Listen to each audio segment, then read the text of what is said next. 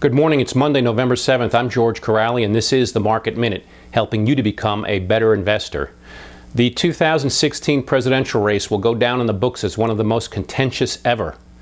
The unfavorable ratings of both candidates are creating a great amount of anxiety among voters and investors. Before we go to the polls tomorrow to cast our ballots, I wanted to discuss what changes, if any, you should make to your investment portfolio, both before and after the election. But first, let's talk about how political bias influences investment attitude. Unfortunately, investors often make mistakes with their money because they aren't aware of how decisions can be influenced by their beliefs and biases. The first step in minimizing mistakes is to become cognizant of how your financial decisions are affected by your views, and then how those views may influence outcomes.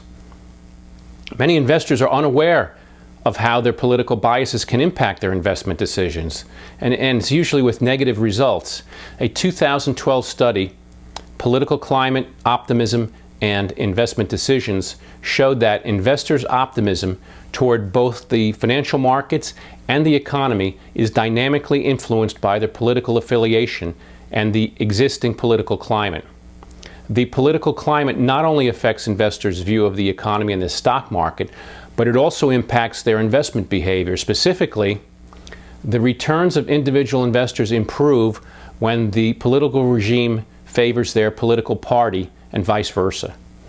This appears to be attributable to two factors. One, when their party is in favor, investors tend to increase exposure to market risk, resulting in higher returns. And two, they also tend to use more passive strategies, reducing costs.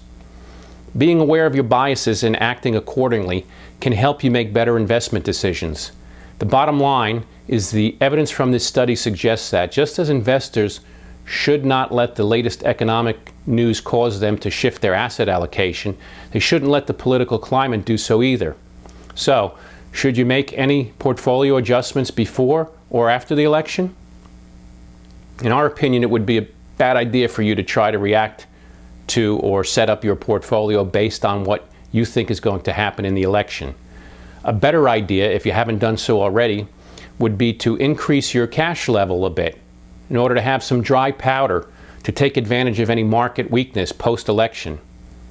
If you insist on taking more aggressive steps to protect your investment portfolio from a potential stock market decline, there are a number of strategies you can use to hedge it, including inverse ETFs, volatility ETFs, and put options.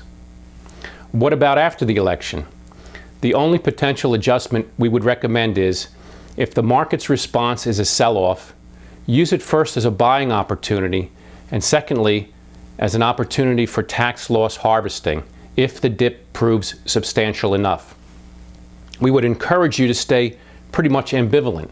Don't get caught up in the media circus. Whatever the result, it's going to happen, and then you move forward.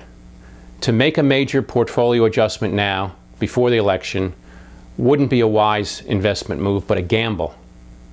As you know, we are monitoring market conditions and your portfolios closely, and we'll be sure to update you if and when needed. Thanks for tuning in to the Market Minute. I'm George Corrali. We'll see you back here soon.